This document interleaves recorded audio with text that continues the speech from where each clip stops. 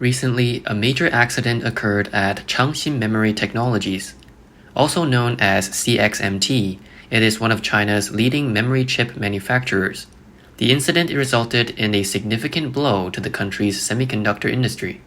Recently, it was reported that ChangXin Memory's chip plant in Hefei suffered damage to tens of thousands of chips due to human error. In response, the personnel responsible have been disciplined. According to an internal document from ChangXin Memory, this incident resulted in severe yield loss on the production line and posed significant quality risks, preventing key products from being delivered on schedule and greatly damaging the company's reputation. Following an investigation, several high-ranking company executives, including the head of the operations center, the plant manager and deputy plant manager of the Hefei facility, as well as the plant manager of the Beijing facility, have all faced disciplinary action. Notably, the Hefei plant manager was formerly the head of TSMC's factory in Shanghai. His departure, along with over 100 engineers who joined him in moving from TSMC to CXMT, sent ripples throughout the semiconductor industry. The timing of this incident is especially sensitive, as it follows recent news of Huawei's 910B chip being discovered to use TSMC's 7nm process. Subsequently, the US announced a ban effective November 11th on TSMC's export of advanced AI chips to China. TSMC confirmed its compliance and notified all affected Chinese clients. CXMT is one of China's three major memory chip giants along Yangtze Memory and GHICC, and has been on the US sanctions list since March. Initially, some speculated that this Hefei incident was due to quality control issues linked to China's increased use of domestic equipment. However, Chinese authorities quickly confirmed it was a case of human error, and relevant executives were replaced. So the question arises, if it was indeed human error, why were so many executives involved?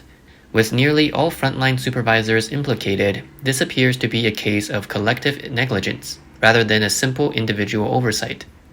Some experts believe that CXMT, which mainly produces 17nm and 18nm DRAM chips, isn't dealing with cutting-edge technology.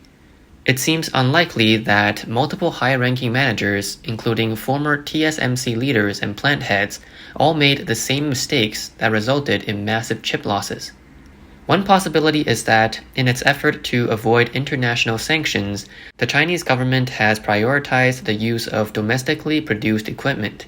This drive for domestic equipment in the production process may have led to a high rate of defective wafers. Since introducing domestic equipment is a political mandate, technical managers have no authority to intervene and must comply unconditionally. If the equipment integration succeeded, it would be celebrated as a testament to Chinese leadership, possibly even Xi Jinping's wisdom. But if it failed, these frontline technical managers would be the scapegoats. Recently, there have been reports from China about a crackdown on internal enemies. If the former TSMC manager at the Hefei plant ends up as a scapegoat and is subjected to a severe investigation, he may now realize that making money under CCP's system is not as easy as he thought. If this serious incident was indeed caused by human error on the part of these technical managers, even if unintentional, it could spell disaster for the Hefei plant manager. The Chinese authorities would likely show no leniency toward him. The Chinese authorities are aware that, coming from Free Taiwan, he could never truly align with the CCP's authoritarian rule. They see his actions as motivated solely by money, and therefore have never genuinely trusted him. Now, it seems that the Hefei plant manager, whether genuinely negligent or a scapegoat, is in a difficult position. Returning to Taiwan would be challenging. Not only would it be hard to explain his actions to Taiwan, but Chinese authorities may not allow him to leave easily. In recent years, Taiwanese semiconductor firms have invested heavily in China, with short-term profits appearing most promising. However, in the long run, these ventures may not outweigh the strategic disadvantages and risks involved. Take TSMC as an example. In recent years, high-ranking TSMC executives have been recruited by Chinese firms with lucrative offers. In 2022, Shenzhen-based Suisure Technology appointed Liu Xiaoqiang former director of TSMC's Fab 18, as CEO. Liberty Times reports that Liu, with over 30 years in the industry, played a key role in establishing 5-nanometer production. Liu left TSMC 5 years ago, initially stating he planned to teach in Hong Kong, though some speculated he was preparing to work in mainland China. Industry insiders report that Chinese firms have long recruited Taiwanese semiconductor talent, initially setting up visible R&D centers and offices in Taiwan's tech hubs. However, under increased scrutiny from Taiwan's authorities, Chinese companies have since adopted a more discreet approach, closing many offices. The COVID-19 pandemic further slowed cross-strait recruitment efforts, with signs of a potential pause. A Taiwanese engineer, speaking anonymously, shared that with the pandemic easing, China has reopened and is expanding its domestic semiconductor production in response to U.S. restrictions. With plans to offer unlimited subsidies to bolster its semiconductor industry, Chinese companies now have more resources and have recently launched a new wave of talent recruitment in Taiwan. However, given the heightened scrutiny from both the Taiwanese government and the public regarding talent poaching by Chinese firms, this latest recruitment wave is much more low-key. Chinese companies are now using LinkedIn, leveraging personal networks, and even employing a senior guiding junior strategy to reach potential hires. In terms of expertise, this wave of recruitment is focused on process and equipment integration engineers, as China seeks to strengthen its in-house manufacturing and equipment to circumvent U.S. controls. Salaries being offered are up to 3 times those in Taiwan, not as high as the 4- or 5-fold increases seen previously, but still very attractive. In response to this new wave of talent poaching, leading Taiwanese semiconductor firms like TSMC, UMC, VIS, and PowerChip are taking action to retain their employees. They are offering pay raises, stock purchase subsidies, and various incentives to discourage staff from leaving for Chinese companies. Nonetheless, as long as Taiwan's semiconductor industry maintains factories and business ties in China, the risk of talent loss and erosion remains. With Donald Trump taking office as U.S. president, there is concern that Taiwan's semiconductor sector could soon lose the opportunity to profit from both sides amid rising tensions between the U.S. and China. Trump has previously suggested Taiwan pay protection fees, which has raised concerns about his policies. Chairman of Wealth magazine Xie Jinhe pointed out that Trump's cabinet is filled with anti-China figures, arguing that Taiwan's vulnerability won't come from Trump, but from within Taiwan itself. He added that now is the time for TSMC to step up. He noted that Trump's new cabinet picks, including Secretary of State Marco Rubio, Defense Secretary Pete Hegseth, Attorney General Matt Gaetz, National Security Advisor Mike Waltz, UN Ambassador Elise Stefanik, and Homeland Security Secretary Kristi Noem, all appear to be strongly anti-China. Concerns that Trump would betray Taiwan should be set aside for now. In fact, those most likely to betray Taiwan are often its own people. Xie believes that TSMC's Arizona plant completion ceremony this December is the perfect opportunity for Taiwan to strengthen ties with Trump, suggesting that TSMC should do everything possible to invite him to attend. Xie added that while TSMC previously gifted a chip to Biden, this time they could give Trump a 3-nanometer wafer and use this chance to showcase TSMC's contributions to the US. Anonymous analyst Mr. Y agrees with Xie's remark that those most likely to betray Taiwan are its own people. He explained that in Trump's first term, Foxconn founder Terry Gou struck a deal to build a plant in Wisconsin, only for the project to face delays and credibility issues, impacting the image and reputation of Taiwan's semiconductor industry. Foxconn's actions reflect broader trends in Taiwan's semiconductor industry. Gou's missed commitments weren't just financially driven. The real issue lies in his strategic choice to favor China, producing goods there and boosting its economy while profiting from the US. This wanting both sides approach is risky. While Taiwan expects the US to protect its democracy and freedom from Chinese aggression, taking such a two-sided, short-term profit-driven stance is dangerous.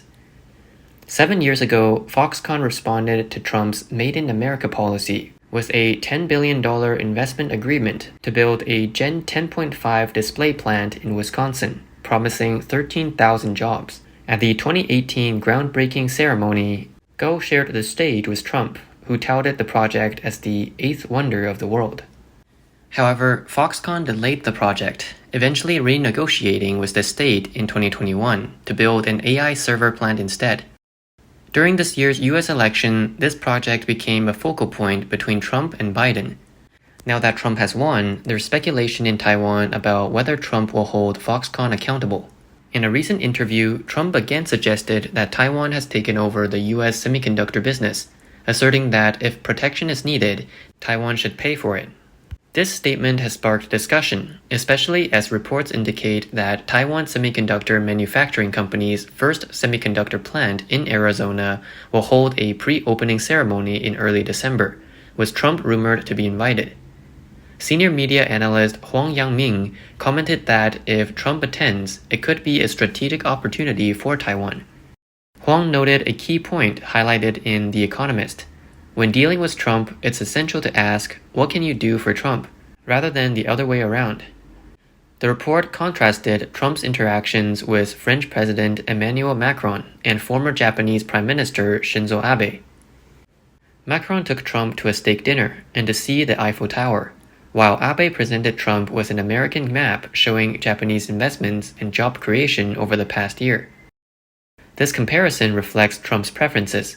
He favored Abe's approach over Macron's, interpreting Macron's gestures as attempts to influence him.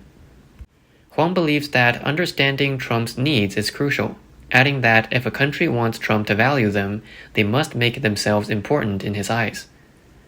According to Mirror Media, major Taiwanese manufacturers such as TSMC, Foxconn, Quanta, and Pegatron are aware of the need to expand U.S. operations to support Trump's Make America Great Again agenda, boosting American manufacturing to avoid high tariffs.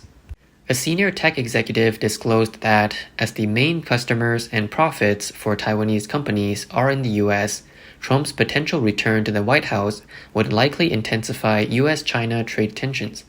He said, "In the future, we must accelerate our shift away from China and expand production in the U.S., Mexico, India, and Southeast Asia." It's essentially a protection fee, prioritizing American interests and curbing China's rise. Industry observers often analyze Taiwan's place in Trump's heart from a commercial perspective. The real issue, however, lies in the dwindling space for a strategic coexistence between the US and China. The next 4 years of Trump administration could bring a relentless rivalry across political, economic, and cultural fronts. The role Taiwan chooses to play in the US-China rivalry is crucial, as the decisions of the Taiwanese people will shape their future. The following example illustrates this well. The Zhuhai Air Show opened on November 12th, and former Taiwanese Navy Commander Liu Lishi, a retired lieutenant commander, sparked controversy by speaking to Chinese media, including China Central Television and Fujian Internet Radio and TV, at the event. Liu said, "Today, seeing the Y-20 tanker and the HQ-19 missile, we can now fly farther and intercept at greater heights." Appearing visibly moved, he continued, "At this air show, I want to share these valuable experiences with our friends on the mainland, presenting the real picture to viewers so that they can see how strong China has become." He added, "Since the Opium War through the anti-Japanese war, we've been victimized by foreign powers, imperialism, and fascism. Now, at this air show, we can see that China is not only standing tall but has become powerful." Clips titled "Former Taiwanese Navy Commander Moved to Tears at Zhuhai Air Show" and "Commander Wants Viewer to See China's Strengths" quickly trended on Weibo on November 13th, reaching the 5th spot. Chinese media, including Global Times, widely covered it. In response, Huang Pengxiao, a former Taiwanese Ministry of Defense psychological warfare officer and ex-member of the National Assembly, commented, "His remarks completely align with the CCP's internal propaganda needs. It's widely spread on Chinese social media, aimed at a domestic audience. For anyone with basic military knowledge, strength is judged by who your opponent is." Huang questioned whether it's possible to judge strengths simply by viewing an air show or weaponry display, saying that this view is either uninformed or aimed at misleading the uninformed. The goal of such exhibitions is primarily to promote weapons and showcase national power. He asked, why use someone with a Taiwanese Navy background as a spokesperson for this? Because even young, pro-government little pinks in China no longer trust local military experts or generals, whose predictions on conflicts like the Russia-Ukraine war or Afghanistan have repeatedly been wrong. Huang emphasized that no single weapon matters as much as an integrated system, which is what makes the U.S. military strong. The strength of the U.S. lies in its comprehensive combat systems, where land, sea, and air missiles combine for maximum impact. Real, effective weaponry is deployed directly to battlefields. He said, when has the U.S. ever hosted a military exhibition? The real measure is battle performance and survival rates. U.S. weapon orders are endless, and it's only a matter of whether they choose to sell. What we see is that, beyond its advanced weaponry, America's true strength lies in its commitment to defending justice. Weapons are operated by people, and while the U.S. military has faced tough moments, its strength has prevailed, often with examples of overcoming the odds. With the new president taking office, the U.S. military's power and morale are expected to reach new heights. He argued that the CCP is ultimately doomed, as it has lost public support. While Little Pink's young nationalist supporters are vocal, the majority are silent and anticipate guiding American forces. America's strongest weapon may be the cabinet of newly elected President Donald Trump, with members known for their hawkish stance against the CCP. These officials, with zero engagement with Beijing, mark a pivotal shift. As the U.S. unveils this formidable team, reports suggest China's ambitious chip projects are unraveling, leaving opportunists who bet on the CCP unsettled.